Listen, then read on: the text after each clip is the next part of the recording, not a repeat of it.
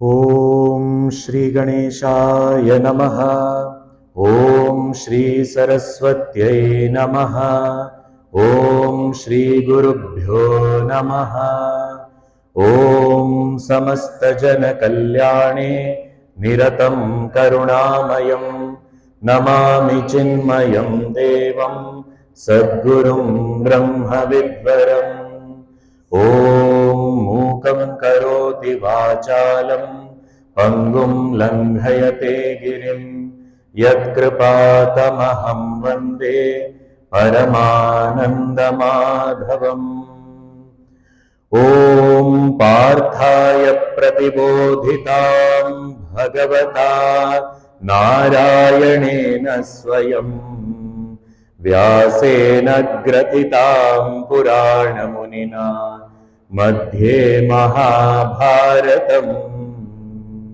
अद्वैतामृतवर्षिणीं भगवतीम् अष्टादशाध्यायिनीम् अम्ब त्वामनुसन्दधामि भगवद्गीते भवद्वेषिणी।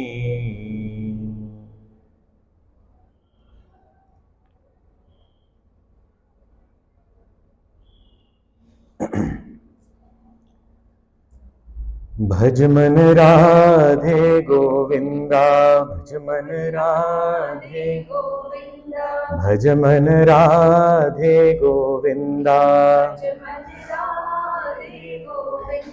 भज मन राधे राधे राधे राधे राधे गोविंदा, भज मन राधे राधे राधे राधे राधे गोविंदा, भज मन राधे राधे राधे राधे राधे गोविंदा, भज मन राधे राधे राधे राधे राधे गोविंदा, भज मन गोवर्धन गिरिधारी, भज मन भज मन वृंदावन संचारी, भज मन राधे राधे राधे राधे राधे गोविंदा, भज मन राधे गोविंदा, भज मन राधे राधे राधे राधे राधे राधे राधे राधे राधे गोविंदा, भज मन राधे राधे राधे राधे राधे राधे राधे भज मन यमुना तीर विहारी, भज मन राधा चेतोहारी, भज मन राधे राधे राधे राधे राधे राधे राधे राधे राधे गोविंदा, भज मन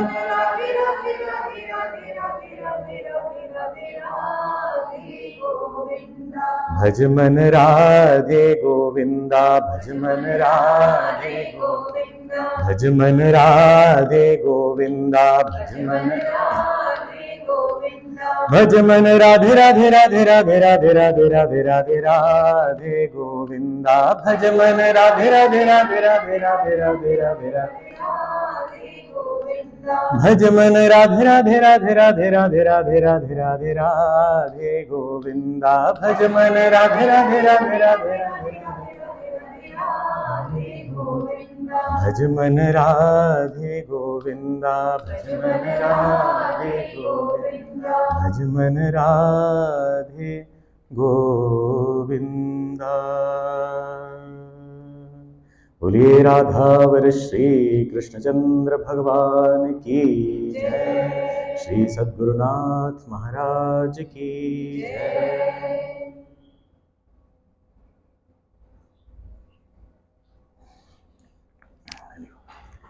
We'll chant verses 18, 19 and 20 together from the 4th chapter. Together. कर्मण्य कर्म यः पश्येत् अकर्मणि च कर्म यः सबुद्धिमान् मनुष्येषु सयुक्तः कृत्स्नकर्मकृत् यस्य सर्वे समारम्भाः कामसङ्कल्पवर्जिताः ज्ञानाग्निदग्धकर्माणम् तमाहुः पण्डितं बुधाः त्यक्त्वा कर्मफलासङ्गम् नित्यतृप्तो निराश्रयः कर्मण्यभिप्रवृत्तोऽपि नैव किञ्चित् करोति सः.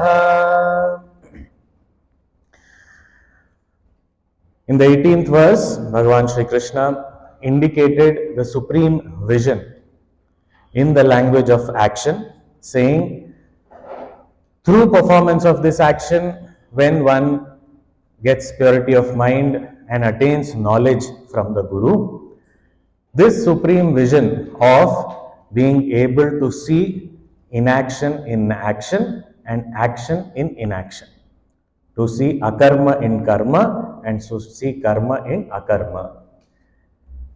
How do we see that? To be able to recognize that actionless self in the constantly acting body-mind complex. To be able to ever remain connected to that pure consciousness, which is the substratum, that all-pervading reality in and through all this constantly changing universe. So this supreme vision that Bhagavan says, and to be able to see this entire universe as a manifestation of this reality, that this reality pervades everything, and not only that, all this is in that one reality alone. So to be able to see karma in that akarma, or see that akarma in karma. So to be able to see the one in the many and the many in that one. This vision who has, such a person is liberated. And who is this kind of person? He may appear to be still performing actions in this world, but because his doership has been given up, he does not identify with these instruments which are performing the actions. He is ever free from the bondage of this action as well as the attachment to the results.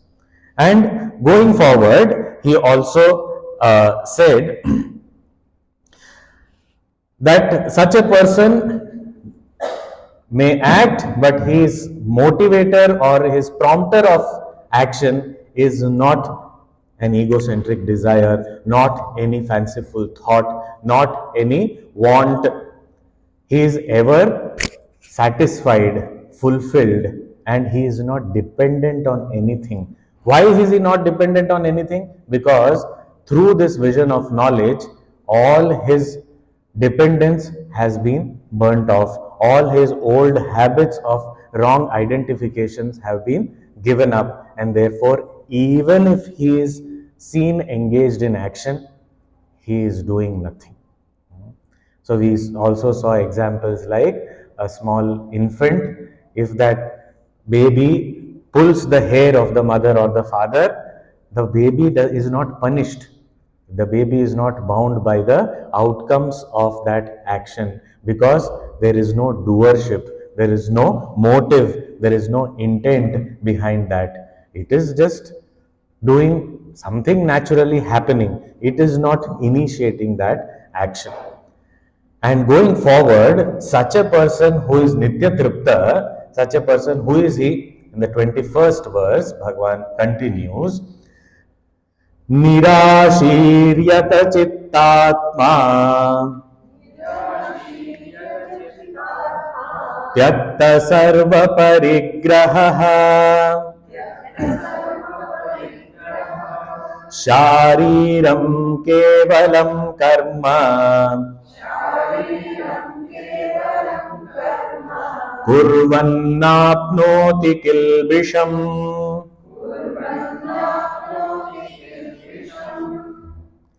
Nirashihi. Sometimes when we read such words, sometimes we feel that it is such a negative word. Asha means hope. Nirasha.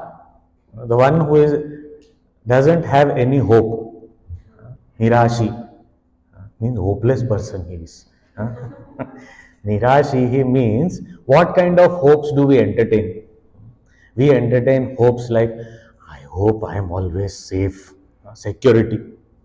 Second, I hope I will get my basic necessities, basic comforts, basic needs are fulfilled.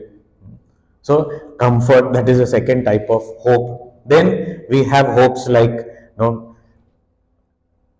whatever I am, I should be accepted as I am. I may not be reciprocating, I may be constantly judging, but whatever I am, people should accept me, people should love me as I am. Hope. Sometimes hope against hope also. I go in one direction, but I should reach another place. Hope. So there may be false hopes. Sometimes there may be something that we may feel that, okay, this is justified. Such hopes can be there. This is a basic requirement. That much hope should be there. Like I help someone, they should at least thank me. Hope. This is also hope only, because not everyone will thank. Or not everyone will thank the way we want. I will do something, I should get this result. Hope. So then if we look at all this, what is hope about? About result of the action only. So something, this should happen, this way it should be accepted, this way people should do, this way I should reach. So all these kinds of things, this must happen, this must futuristic. Hope is always associated with future. Nirashihi, his mind is not dwelling in the future. Because often future two things happen. One, we dream, we imagine, and we are very happy, we are somewhere floating in the clouds. That is future. Or another thing that we do with future is worry, anxiety. I don't know what will happen. So both kinds of things, whether it is something very pleasurable or something that is immediately giving me a negative feeling, both these kind of things, such a person, his or her mind is not dwelling in the future. Nirashihi. So it is not that he doesn't have hopes. So, but this hope of always, this should happen, this I should get, this I should reach. So this kind of different futuristic thinking or some attachment to a specific outcome or insistence on a particular result, these things are not disturbing. And why does his mind not go? Because naturally our mind goes to the future. So he's saying, because yata chittatma. Chitta means the internal instruments. Chitta actually, it's one of the type of thoughts, but all thoughts, mind, intellect, memory, all this. So chitta, mind, the inner equipment is yata. It is fully under control. And atma here means the external organs, like the sense organs, etc. They are all also under control. So because the senses and the mind are under control, no trigger can take him to the future. And when we say he doesn't go to the future and doesn't dwell in the future, we should also understand he doesn't go to the past as well. Because we have memories or regrets of the past. Memories, happy things in the past, or regrets, I should not have done that, why did I do that, why did I not think, or they should not have done this to me, any such kind of complaints. So neither past nor future. What does it mean? He has his mind and senses under control, and the mind is always in the present. So what is the quality of a man of realization? The basic quality is the mind is always in the present. This much if we can emulate. But what do we see? Everybody falls at his feet. He wears silken clothes. He roams around in cars. That is what we see, glamour. But internally, what is it? The mind cannot escape to the past or future, remains ever in the present. If we try it for a few seconds also, we understand how difficult it is. Nirashihi yata chittatma tyakta sarva parigraha. Such a person who is not worried about the future, such a person, parigraha means gathering things, hoarding things, collecting things. Tyakta parigraha, he has given up hoarding things. He doesn't hoard anything. Sarva parigraha, anything. And it is, we have this notion, oh, let me keep it. Maybe someday it will be useful. And we look at it every year just before Diwali. Because Diwali we have to clean the house. So we clean everything, we remove everything from the cupboard. Oh, I had this. I never knew. Okay, but you did not know means since last year you have not seen, 1 year you have not used. No. Then why don't you give it away to someone? Someone will be able to use. No. In emergency, this will be useful. Sometimes it may be useful. Let me put it back. So I just wipe it.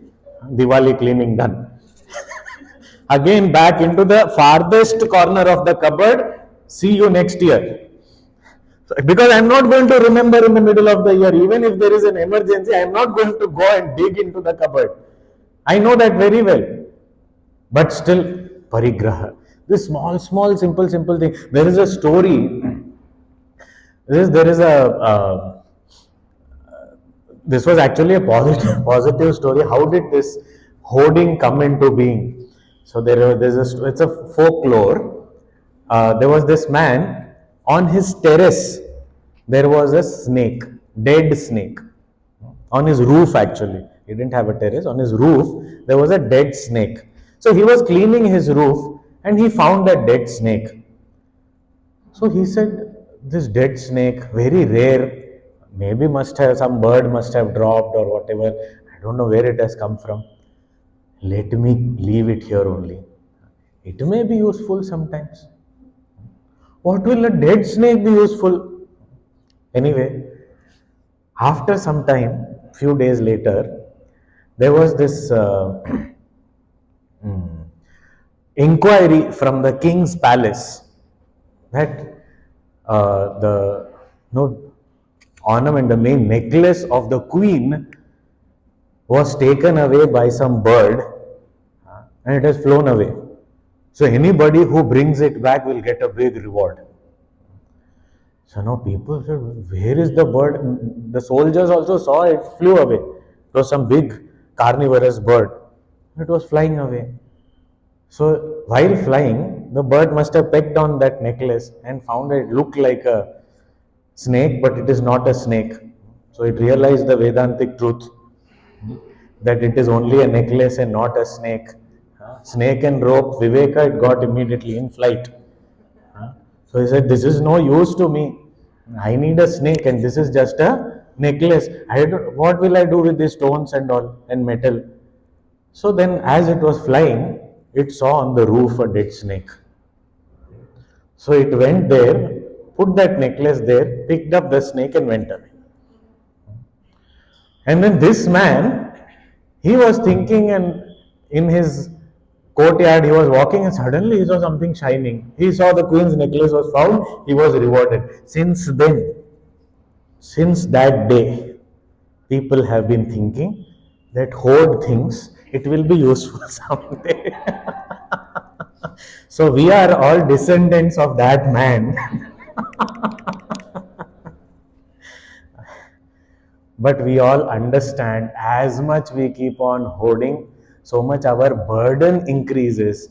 But this kind of emergency situation and all doesn't arise, or even if it arises, we never go back to it. We don't remember it. So there's no point in hoarding.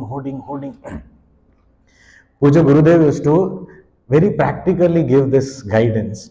It is like whenever we are traveling, let us say in a bus, or nowadays everything is digital, but earlier there used to be tickets issued, bus, train, flight, whatever mode of transport, there used to be that physical ticket, a piece of paper given. Now we would put it in the wallet and then go to the destination, continue with whatever. Slowly the wallet starts bulging. If the wallet starts bulging, usually people feel happy because it's money. But here there is no money, it is spent money, which is useless because bus tickets or train tickets are being filled in the wallet and it is bulging slowly. He says this is not the way to travel. As soon as you get off after the journey, the first dustbin, it should go out.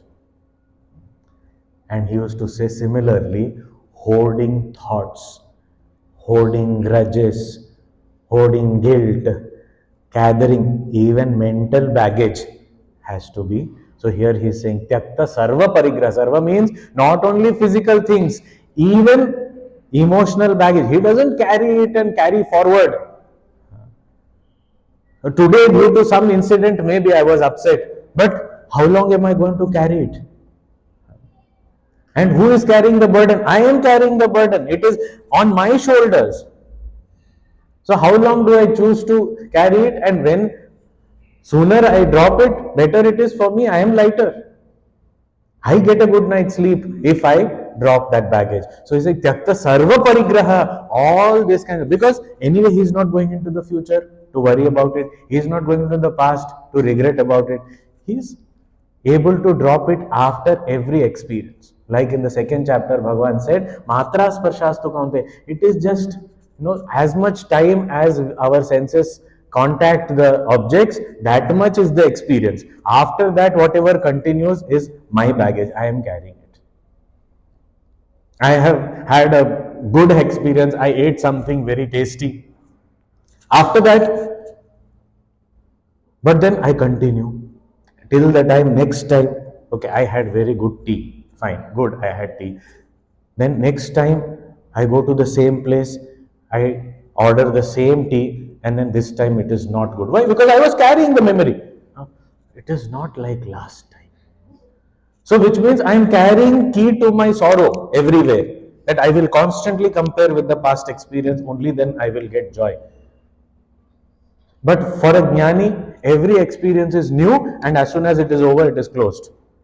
File closed. No continuity, no carrying it forward. Every day, fresh day. Every experience, fresh experience. Tyakta sarva parigraha. And such a person, what does he do? Shariram kevalam karma kurvan. He lives performing actions which are only shariram karma. Now what is shariram karma? In Sanskrit, shariram means that which is done by the body or that is done for the body. Both are called shariram. So if we say done by the body, now done by the body, everyone does by the body only. So shariram is not to be understood as those actions which are done by the body. We understand it as those actions which are basic necessities to maintain the body.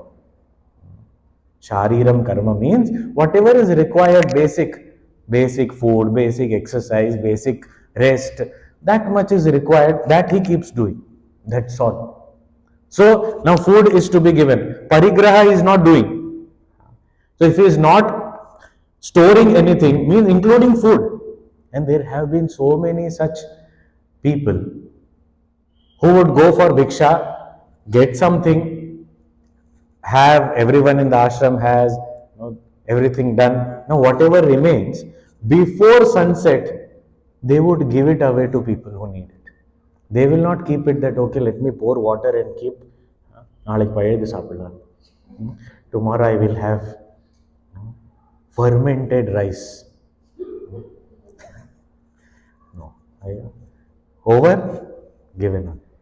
What will I do for tomorrow?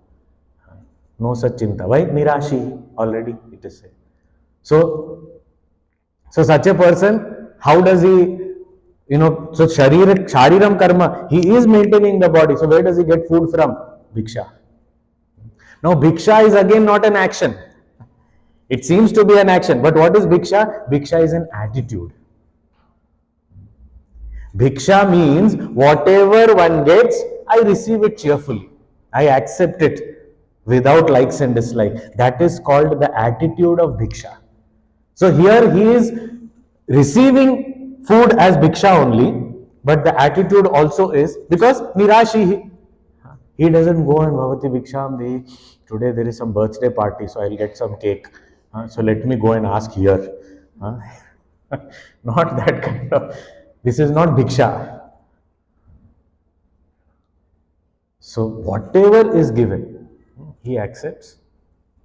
He has whatever he needs, and rest he distributes. No parigraha also, no gathering things. So this kind of life, someone who lives, he says, kurvan api, one who performs actions in this way and lives in this world, na apnoti kilbisham. Such a person is never bound by, tainted by any sin. So no sin comes to him, such a person. Oh, so he does something wrong, even then there will be no sin. Why would he do anything wrong? He is not interested in doing anything right also. Why would such a person put in so much effort to do something wrong? No sin means there is no doership, because if there is any sin means there is result we are talking about, means there is action, and result will go only to the person who is the doer of the action, and there is no doership, there is no karta, therefore there is no bhokta, there is no one to receive the result, because there is no one who is the agent of the action. So Kurvan, although he may be engaged, he may be seen engaged in action, he is not bound by its result. Here kilbisham or sin, it is explained that it is not just the wrongdoings that we understand from our perspective, but even the so-called good deed or meritorious deed also is kilbisham for a jnani. Why? Because even doing a good deed, one is bound. If I do something good, I will be rewarded for it. The result of that action, even if I do not want, we saw yesterday, even if I don't want, it will come to me. So if it is definitely going to come to me, if it is a good deed also, it will come to me. I will be bound by that also. So kilbisham means whether merit or demerit, whether punya or papa, nothing touches him. Why? Because there is no agency, there is no sense of doership. Action is happening. Shariram kevalam karma. And what he is doing? Basic things to just maintain this body. Why does he have to maintain this body? He doesn't have to. But he chooses, and thank God he chooses to maintain his body so that we all get benefited. Otherwise, no jnani will be there on the face of this earth. Because as soon as jnani stopped maintaining body, gone. Then, I want one knowledgeable guru. Sorry, not available. Why? If knowledgeable, not available. Who is available, not knowledgeable. It is not, it cannot be like that. So that is why we said, Shankaracharya ji very clearly says, there is liberation while living. Jivan Mukti. So it is not that only after the death of this body will one get liberated. He is doing everything, he is maintaining his body. Sri Ramakrishna Paramahamsa very beautifully talks about this stage. He says that for a jnani, for a man of realization, God himself keeps a little bit of ego. Ego means not the arrogance type of thing, but identification with the body. Little bit of awareness of the body, Bhagavan keeps in a man of realization. For what? So that if he is in pain, he should know. If the body is in pain, he should know about it, so that he will take care. Otherwise, a jnani is not even aware of the state of the body. Bhagavan Raman Maharshi, when he was found in Tiruvannamalai, he was sitting somewhere in some underground room, which was used for dumping the old flowers. Somewhere inside he was sitting. One great saint, he, Sheshadri Swami, he was passing by and he said, somebody inside, call, bring him out. He said, it is not possible anyone can be inside, because since years together we have been dumping flowers there. There are scorpions, there are snakes, what not, we don't know. How can someone sit there? He says, no, there is some. Bring him. He's a great sadhak. And he was brought out. He was, what sadhak? He was a realized master. He was sitting there, unaware of his physical body. But was he stung and bit? Nothing. Because he did not interfere in anyone. Those creatures, they may have gone over his body. He was not even aware. He was in that blissful state. So that maintenance of the body also, if they are doing it, is grace upon us that such saints are there who are at least taking care of their body. So shariram kevanam karma kurvan napi na apnoti ilbisham. Such people do not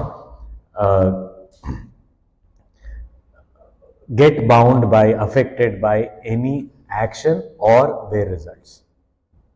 Oh, but then such people do go for bhiksha. So what is your problem if they go for bhiksha? I'm just asking that they go for bhiksha, right? Yeah, they go for bhiksha.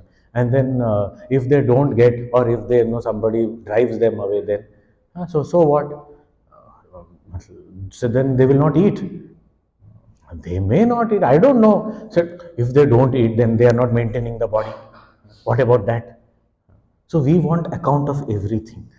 We want to know everything about a realized master, not even taking the first step towards realization. So first tell me everything about that realized master. I will evaluate. Then if it suits me, I will start walking. But then Bhagavan says, okay, compassionately, let me give a more detailed picture to you so that you may be inspired to walk this path. So he is saying further, यदृच्छालाभसन्तुष्टः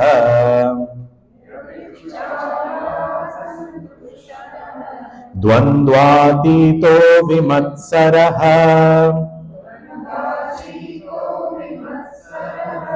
समसिद्धावसिद्धौ च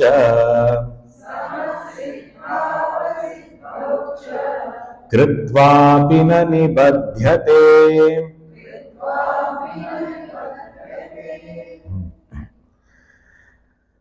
So there are some who do not go for bhiksha also. Oh, so they don't go for bhiksha. Then, if something comes to them unasked, whatever comes, they are happy. If nothing comes, even then they are happy. Yadrichha, by chance, labha, whatever they get, santushtaha, they are satisfied by it. By chance means they don't even go for bhiksha, not even basic thing. Okay, I need some place to stay, let me look for a temple, I will go and sleep there, or let me look for a tree, I will go and sleep under it. So much effort also they don't put. Whatever is coming to them, they are happy. Yadrichha labha santushta. They are not putting in any effort to look for anything. Is there good? Is not there equally good? Doesn't matter. Once Gurudev, when he went to Chennai, there was no place for him to conduct the talks or for him to stay also. So one man came. I said, there is a house, but people say that it is haunted. There are ghosts there. So, but that place is available. I don't know, for you to stay definitely if you don't mind. But conducting talks, I am not very sure if people will come. But maybe daytime they may come. After sunset, don't keep anything because people will not come. So Gurudev said, okay, yadrichha labha santushta. How does it matter? I have to spread this knowledge. Wherever it is okay. So he went to that place. He stayed there. And then it was announced evening time before sunset.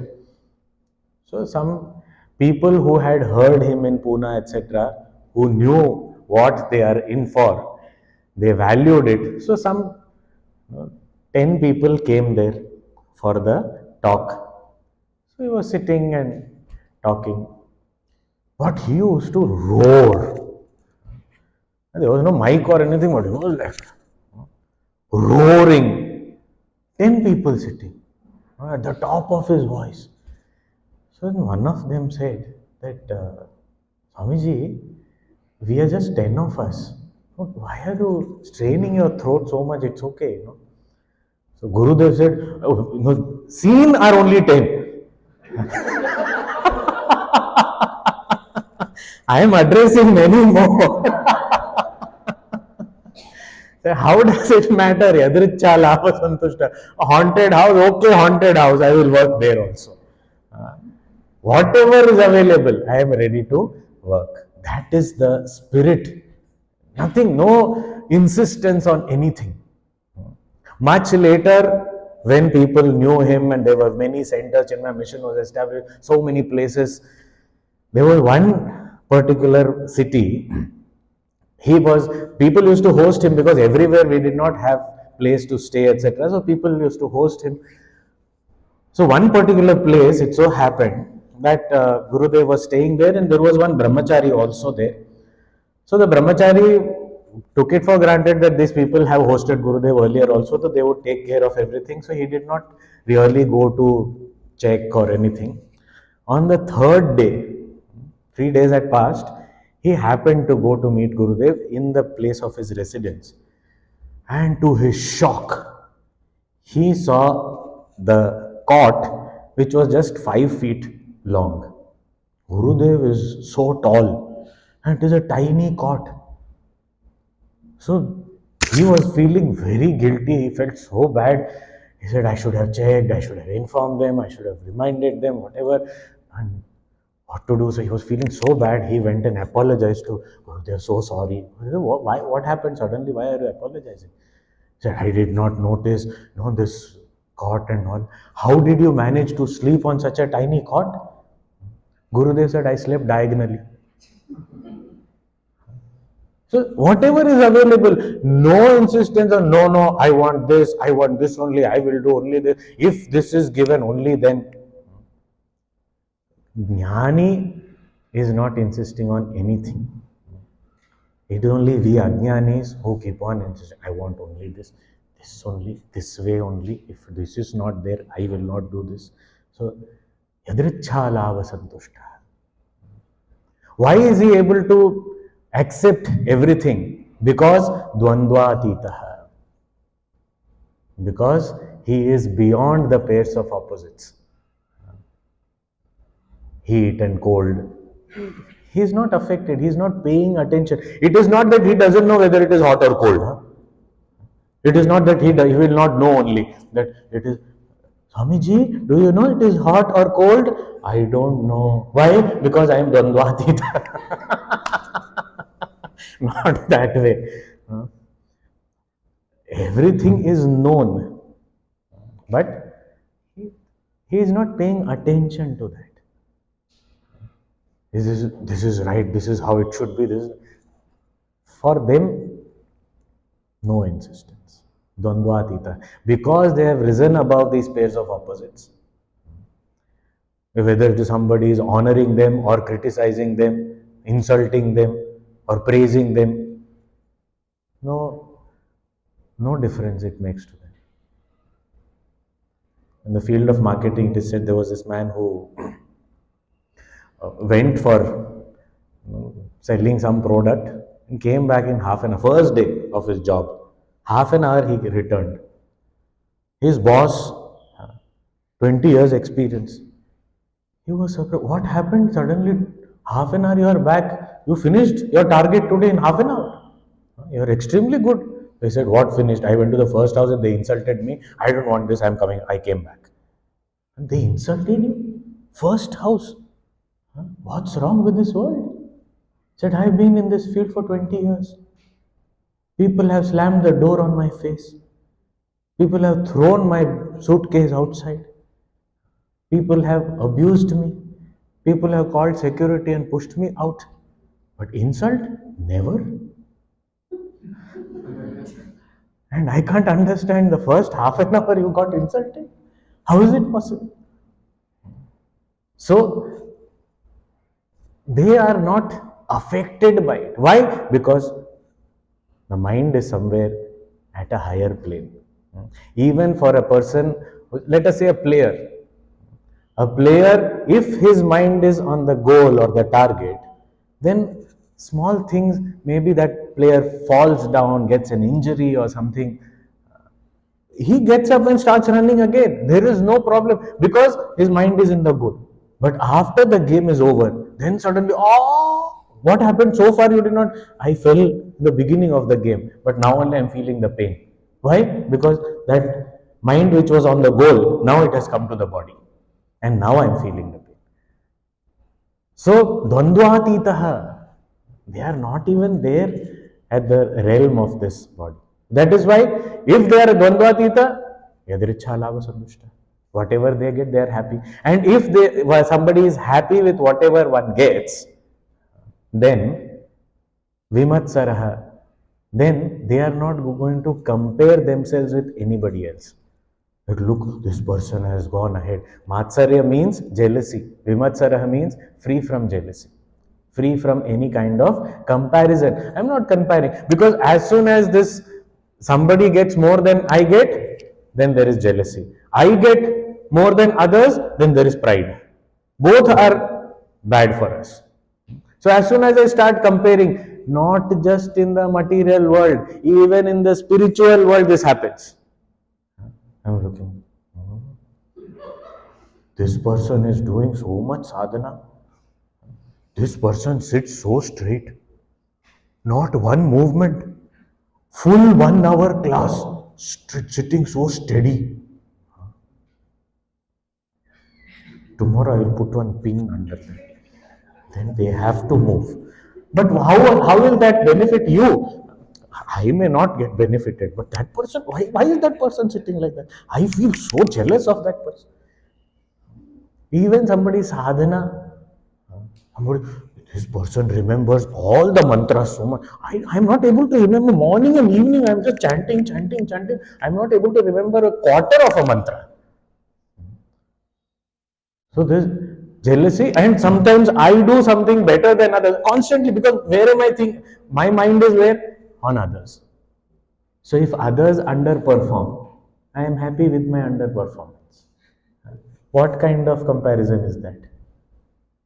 So if I keep on looking at something which is external to me, that is what is in the previous verse called Nirashraya. He is not dependent on others for him to succeed, for him to be happy. Because if I depend on others' performance, and that is why it is said that it is not important to come first, it is important to excel.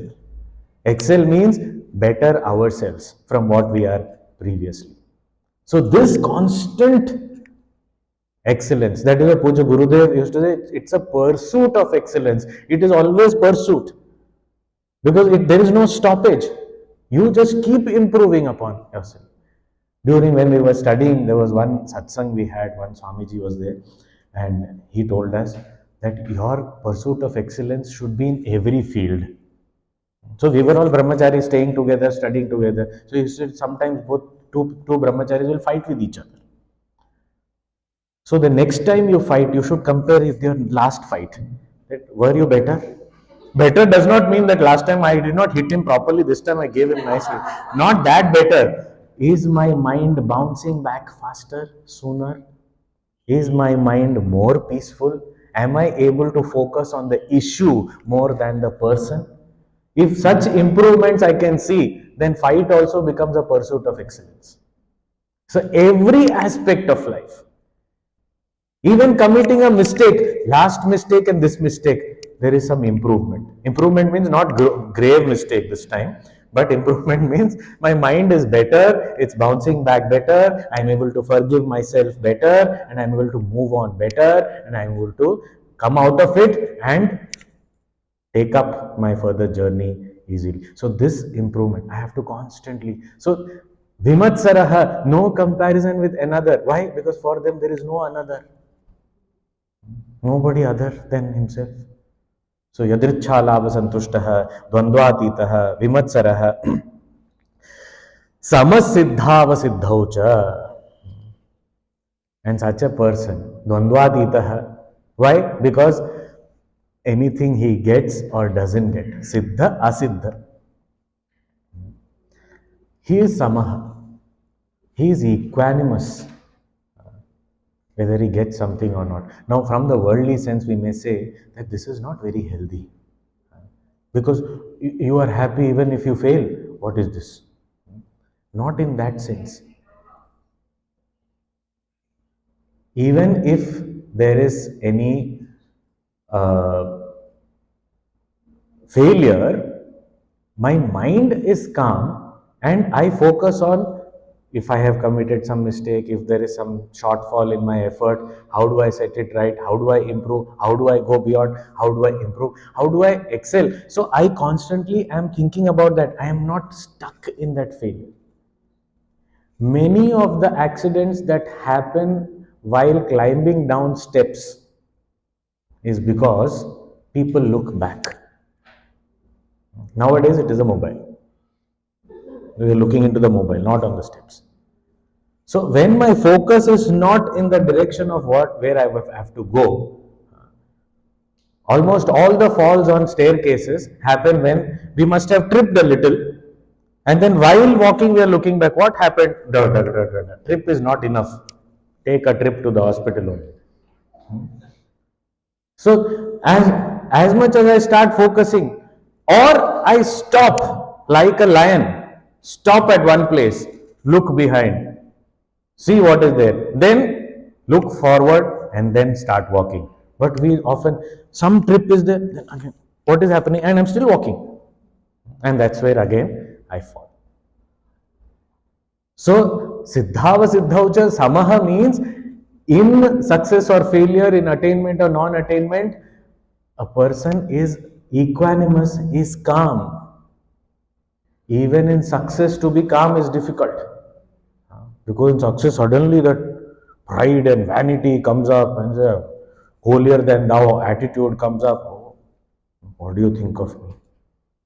Today I had darshan. Bhagwan came to my meditation. Maybe Bhagwan came to say this is not meditation. Wake up, wake up. That was a dream. but we feel, I succeeded. Even in success or failure, I am so dejected and depressed.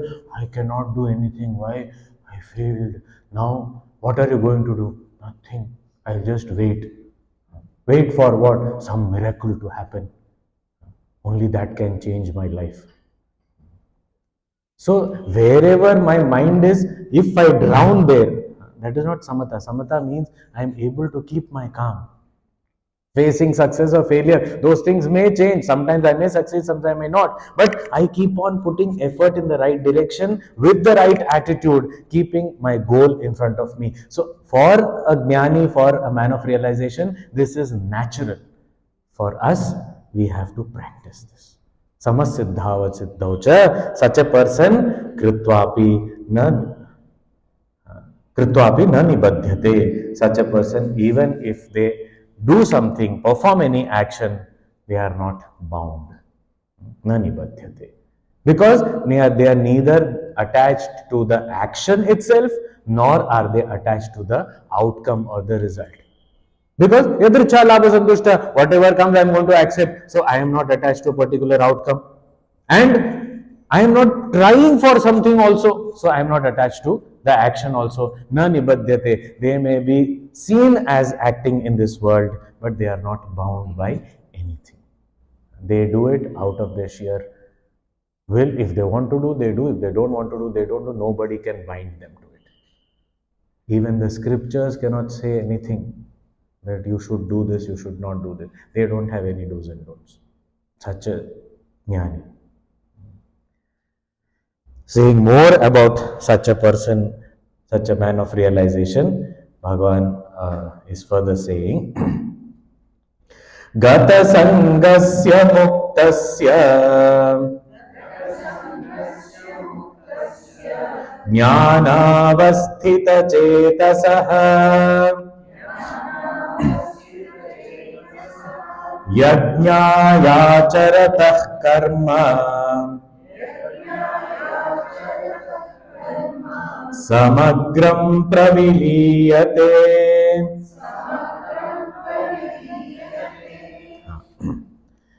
Such a person, how is he not bound by karma? Even if he is performing actions, why is he not bound by the action or the result? So he is saying, because how is he? First of all, jnanavasthita chetasaha. His mind is abiding in that knowledge. What knowledge are we talking about? Knowledge which was said in the 18th verse, which we read in the beginning of this class. Karmanya karma yav pashet akarmani cha karmayah sabuddhiman manusyeshu. That knowledge, that supreme vision, where I recognize inaction in action and action in inaction, where I recognize the consciousness in the universe or the beings, and all beings in the entire universe contained in that one supreme consciousness, that infinite reality. That vision of supreme knowledge, in that vision, in that knowledge, the mind is abiding. Jnana avasthita chetasaha. Such people for whom the mind is abiding in that knowledge, how are they? Gata sangha. They are not attached to anything. What is attachment? Gurudev has given this formula, I plus I want. So, I-ness and I want means desires, ego and egocentric desires. The one who is free from ego and egocentric desires. Why? Because he is not considering himself to be something small, because that which is small alone will be attached to something small. That which is infinite, that which knows that I am all pervasive. A wave may be attached to its own form, not the ocean. Puja Guruji gives this beautiful example. If I have $10 in my pocket and I lose 5. Oh, I had 10, 5 gone. I get really worried. Where have they gone? Where have they fallen? Why? Because 50% gone. But if I have $1 million, $5 gone. Okay, must have gone somewhere. Why? I have so much. So who is going to be attached? Not a person who is limited. If a person is limited, means devoid of that vision of knowledge, such a person will have attachments. I want this, I want this. But a person who is infinite, who has realized his infinity, such a person who has recognized that pure consciousness functioning through this body and recognize that that is me, then for such a person, what attachment? How does it matter? So I am infinite. That itself, that jnana avasthita chetasaha, such people who have that mind abiding in that knowledge will not get attached. I plus I want. What will I want? And what is that sense of I? I means the whole universe and much more than that. What more will I want? There is nothing more than that. I am much more than anything else. So, Gata Sangasya. And therefore, if I don't want anything, then what am I? Mukta. Muktasya. Means I am liberated. Because I am bound only because I want something. The world can make me dance to its tunes only because I want something from the world. If I don't want anything, do whatever you want to do. I will take away this. Take away. Try. You can't take away. Where will you take? Because wherever you go, I am there. Whatever you do, I will be there only. Or I am not insecure. I don't feel that pain. Take away. Or I will not give you. Don't give. It is already mine. It is me. What mine? It is me, myself. How will you give me? That is why Bhagavan is Tera tujko arpan kya lage mera. And then we will say one list. Bhagavan, please give me all these things. You just said kya lage mera means nothing is mine, then that is Aarti lyrics I can't change what to do. So I am just singing like that. But I want all these things, please give me. And you took away my car, no? My thing you took away. Give it back to me. So that attachment also, who is limited, he has attachment, he is bound. So gata sangasya muktasya, because jnana avasthita chetasaha, such a person yajnaya acharatah karma, such a person works how? For yajna, for the sake of yajna. What is this yajna has been elaborated in the 3rd chapter. What is yajna? Which Gurudev very beautifully explained in the modern context. Yajna means a cooperative endeavor. Something where the entire community comes together for a common noble goal to offer their bit towards attainment of that goal. And what is that goal? Common goal means it will be for the well-being of the entire community. Everyone cannot do everything, but whatever I can do, I am doing it. For what? For the common good. That is how villages used to function, because a village had all people of different professions, different types of tendencies, different types of abilities. The village was complete in itself. So everyone was contributing their bit. So if you needed a carpenter, available in the village. You needed a potter, available in the village. You needed a doctor, available in the village. Everyone is there. So the village is self-sustained. You don't need anything else. And everyone cannot do everything, but each one is there to contribute. And that person works for the well-being of the entire society. And that's how everyone grows together. This is the spirit of yajna, that whatever I can, I am contributing to this for the well-being of all. So here, a jnani also, if he is performing any action, it may seem like something he is doing only for himself. It seems like, for example, he is eating. That also is with the attitude of yajna. He may be doing something for someone, or he may appear to be doing something only for himself, but still that is yajna. He is sleeping, it is also yajna for a jnani. Yajnaya acharatah karma. And for such a person who is doing with this attitude of yajna or this spirit of yajna, for such a person, samagram praviliyate. Samagram means everything. But what samagram? Samagram karma. Samagram meaning is all. Completely. But here Shankaracharya explains, agram means that which comes later. So after karma, what comes? The result. So samagram means along with the result, the karma praviliyate. The action along with the result is dissolved, means it does not have the ability to bind such a person, because they may be performing actions, but no attachment, completely free, mind abiding in that supreme knowledge and performing actions in the spirit of whatever I can, I am doing it for the well-being of all. I don't need to do anything, yet for the well-being of all I am doing it. Yajnaya.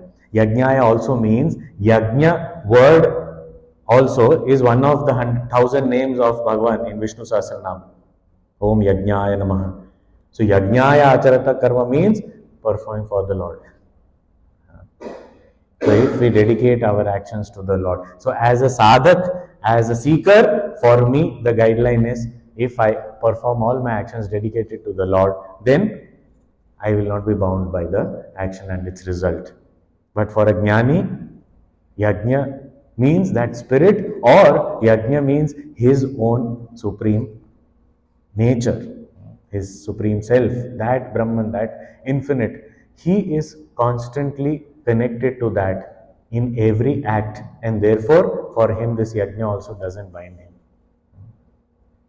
What kind of yajna is that which doesn't bind him?